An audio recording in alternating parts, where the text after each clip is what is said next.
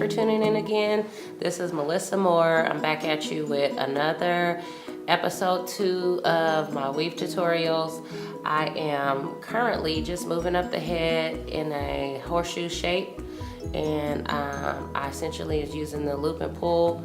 Now I'm getting a little tighter with my knots because she was so rough on my last weave. So I'm continuing, just going up, tightening up till I get to the top. I'm using a darker color on the bottom, and you'll see in a second here I'll add my dimensional color again. This is like a dark burgundy red. You can't really see it with the lighting. And then she wants the blonde on top, so we'll finish her look off with the dimensional color with the blonde on top.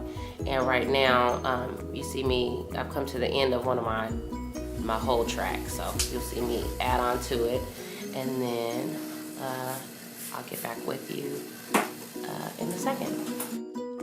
Okay, so what you see here is I'm flipping my track because I want my weave and my color to come off from a certain side.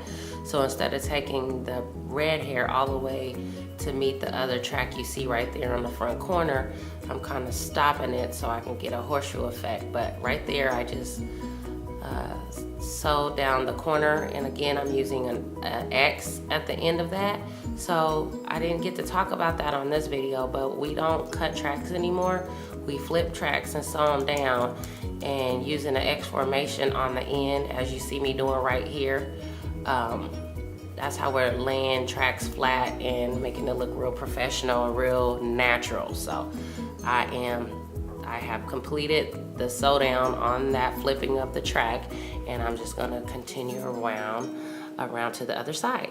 Okay, now I come in and I'm gonna start adding the blonde hair for my dimension.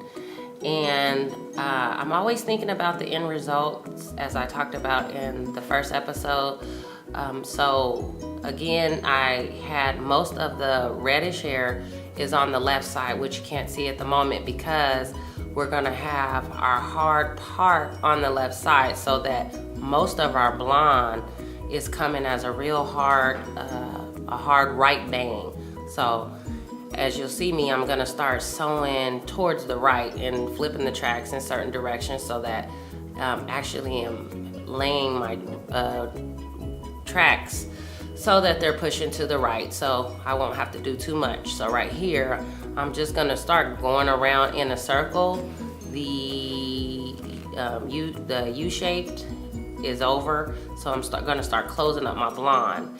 And as you will see, I'm gonna go in a circle probably 1 time or 2 just to add a little bit of the blonde on the left side for even dimension.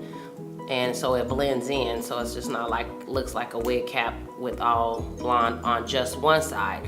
And you'll see the end result and why I did that. So again, I'm going in a circle just to complete the look, and you'll start to see me flipping the track to the tracks to the right, so that I can start making all of that hair go towards the right. And I'm not using the loop and pull up top because that wasn't as strong and effective for her, again, because of the last weave. So yeah, continue watching. So as you can see, I've did my complete circles with the blonde, and I wanted you to really get the visual here. You see that track, that top track on the left side, I'm no longer sewing over that way. So as you see, it's kind of straight. That's my side part, and then everything else is going in a circle. So what you will see me do is when I get to the end in a little bit of this particular track, you're gonna see me flip the track and just keep going in like a sideway horseshoe shape towards the blonde. Again, that's giving me my hard right bang that you'll see in the end. So we will be cutting this in a bob that she chose. We did an asymmetric bob before, and we still want, she really liked the asymmetric bob, but we had a full bang before. This look, we won't be having a full bang. We will be having the side bang. And you see right there, I connected it to right to that last track on the right, and then I just kept flipping, and so that's why you see the circle getting smaller and smaller on that right side of the top of the head, because I'm just flipping it every time I get to the end of the circle and do my X formation. So as you can see, after continuing my X formation, flipping of my tracks, I am coming to my closure part, and I will show you in depth how to close it.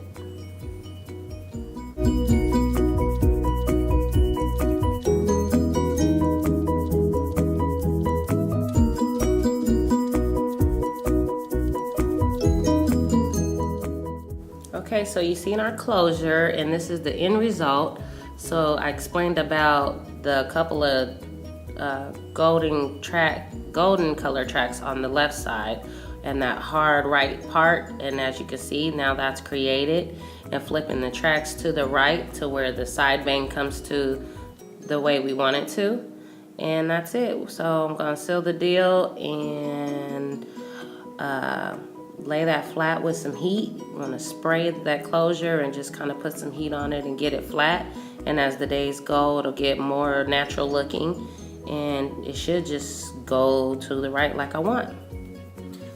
So I'm coming in to create a hard line on the bottom of my bob. I really want a strong asymmetric look, so I'm trying to use as much of that length in the front as possible. So you'll see me always kind of curve my comb to that front length.